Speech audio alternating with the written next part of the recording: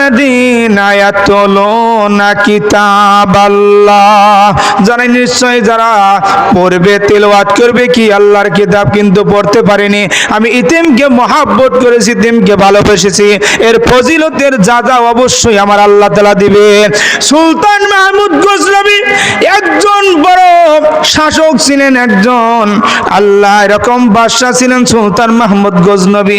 একদিন রাস্তা দিয়ে যায় সুলতান মাহমুদ গজনবী যায় কাবুলের ভিতরে, যখন প্রবেশ করবে হঠাৎ করে তাকা দেখে আরে একটা ছেলে লাইটের নিচে কোরআন এরকম ধরে পড়তেছে, কোন সুবহানাল্লাহ। একটা ছেলে কোরআন তেলাওয়াত করে লাইটের নিচে, কে যেন তেলাওয়াত করে রে, রাত বাজে 12টা, গভীর রাত্রে কে যেন তেলাওয়াত করতেছে। হায় রে হায়।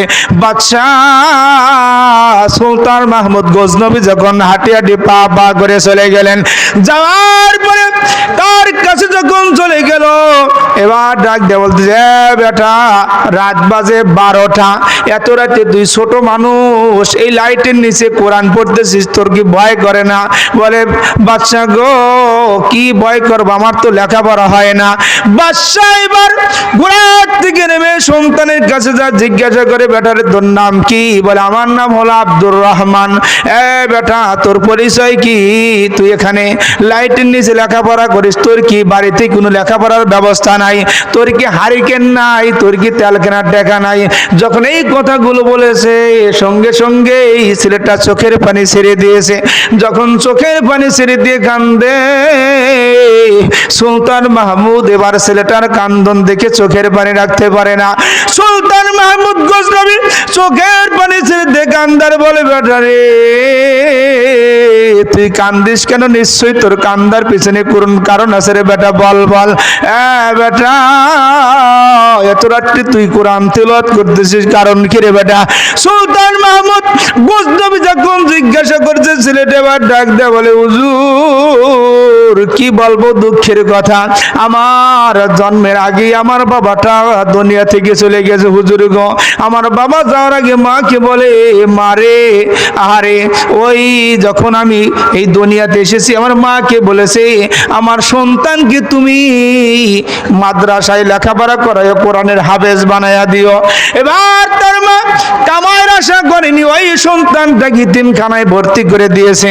ওই আব্দুর রহমান বেটা বলতেছে, হুজুর গো আমাকে এই ইতিমখানায় ভর্তি করে দিয়েছে, আমি পরের হেরিকেনের আলোতে লেখাপড়া করি। যখন আমার সাথী ভাইরা রাত 10টার সময় হয়ে যায়, সকলেই ঘুমিয়ে যায়, হারিকেনের আলো বন্ধ করে দেয়, আমার লেখাপড়া হয় না। কোরআনটা হাতে নিয়ে আপনার এই দেওয়ার লাইটের নিচে আমি কোরআনটা পড়ি। এবার সুলতান মাহমুদ গজনবী যখন এটা দেখছে আর বলে, বেটারে তোর জ্যাকেট কেনার কি টাকা নাই? শীতের ভিতরে দিয়ে কাঁপছিস কেন? আহারে ছেলেটা চোখের পানি ছেড়ে দিয়ে ফুফায় ফুফায় কান্দে। সুলতান মাহমুদ গজনবী চোখের পানি রাখতে পারে না, এবার ছেলেটাকে বুকের সাথে জড়ায়া তিনি কাবুলে নিয়ে গেলেন। নেওয়ার পরে এরকম চেয়ারে আসনে বসা বলে, এই আব্দুর রহমান বেটা, আজ থেকে তুই আমার বাদশা, আমি তোর প্রজা গল। সুবহানাল্লাহ। এরকম একজন বাদশা সুলতান মাহমুদ গজনবী এতিমকে এত সম্মান করেছে, মর্যাদা করেছে, তার আসনে বসা বলে, বেটা আব্দুর রহমান রে, আজ থেকে তুই আমার বাদশা আর আমি তোর প্রজা। গন্না সুবহানাল্লাহ। ছেলেটার মুখে হাসি ফুটলো। এবার ছেলেটা যখন হাসি দেখলো সুলতান মাহমুদের মনের ভিতরে ভালো লাগলো।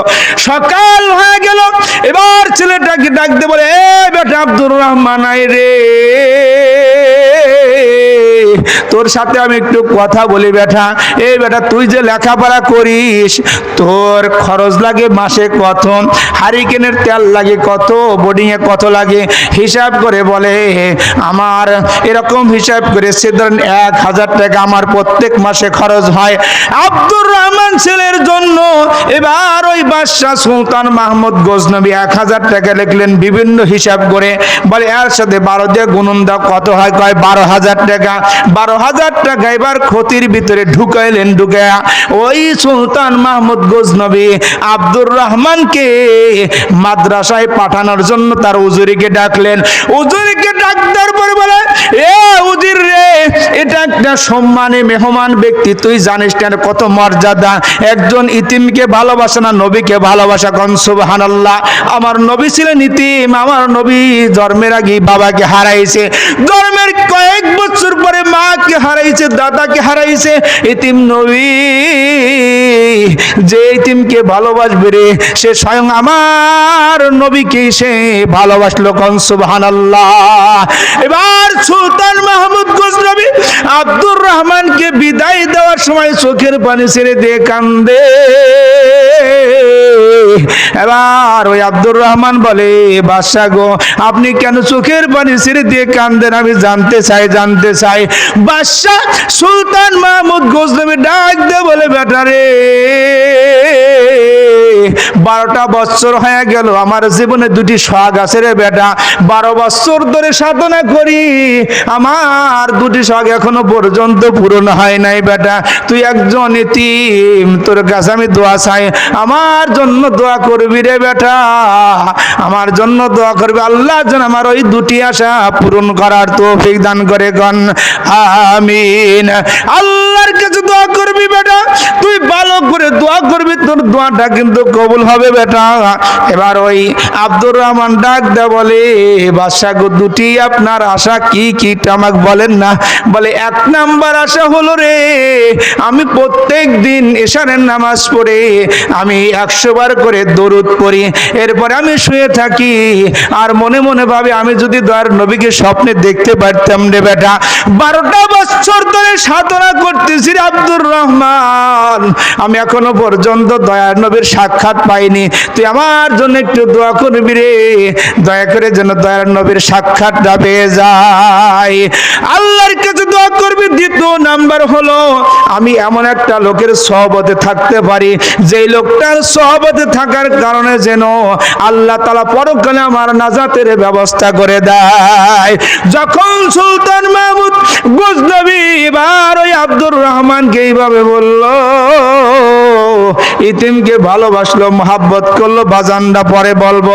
আজকে আপনাদের কাছে আমি একটা জিনিস দাবি করব, বাজানটা বলেন তো, বছরে কয়টি মাস? জোরে বলেন, কয়টি? আমি 12 জন ইতিমের জন্য প্রত্যেক মাসের কারেন্টের বিল কে কে দিবে, আমি একটু তালিকা করব। জানুয়ারি মাস থেকে শুরু, আগামীকাল কি 25, আপনার 2 দিন আগামীকালের পরে কি শুরু হবে? 25 সাল শুরু হবে, জানুয়ারি 1 তারিখ। জানুয়ারি থেকে কে কে এই ইতিমদের জন্য এই মাদ্রাসার বিদ্যুৎ বিল 1 মাসের জন্য দিবে বাজানরা? আপনি যা পারেন, কত মাসে 3000 টাকা, কত মাসে 5000 টাকা, কে পারবেন যে হুজুর আমি একটা মাসের জন্য কারেন্টের বিল বরাদ্দ করলাম এই ইতিমদের জন্য, হুজুর গো আমি যেভাবে হোক ইতিমদের জন্য কারেন্টের বিলটা দেব, এই লাইটের আলোতে পড়বে, মনের আশা আকাঙ্ক্ষা পূরণ হয়ে যাবে। নারে তাকবীর। দানবীর সাইফুল ইসলাম মোল্লা 1 মাসের কারেন্টের বিল কর মারহাবা। নারে তাকবীর। আল্লাহুম্মা আমিন। ও মালিক, 12টা মাসের ভিতরে আপনার ইতিম সন্তানদেরকে মালিক লেখাপড়া করার জন্য, নবীর মেহমানদেরকে লেখাপড়া করার জন্য লাইটের ব্যবস্থা করলে 1 মাসের কারেন্টের বিল দিয়ে দিবে আল্লাহ। মালিক গো, ভাইজানের নেক আশা পূরণ করার তৌফিক দান করে দেন আল্লাহ। ও মালিক, ও মালিক গো, আমার দাদা দাদি অন্ধকার কবরে দয়া করে তাদের কবরখানা জান্নাতের বাগিচা বানিয়ে দেন। ভাইজানকে এই মাদ্রাসার সভাপতি হিসেবে সকল গ্রামবাসী কবুল করেছে, দিনের জন্য কবুল আর মঞ্জুর করেন না, আমিন। বলেন বলেন, 2 নাম্বারে কে দিবে একটু বলেন না? একজেল কোরআন জাকির হোসেন সাহেব, ফজলুল হক খয়বার 500 টাকা। আমার বড় ভাই দান টান দিবেন না ভাই? কোন দেখলাম ভাই এখন দান দেন, দান নাই, দান যদি থাকে তাহলে দেন কিছু। হ্যাঁ, কিছু নাই।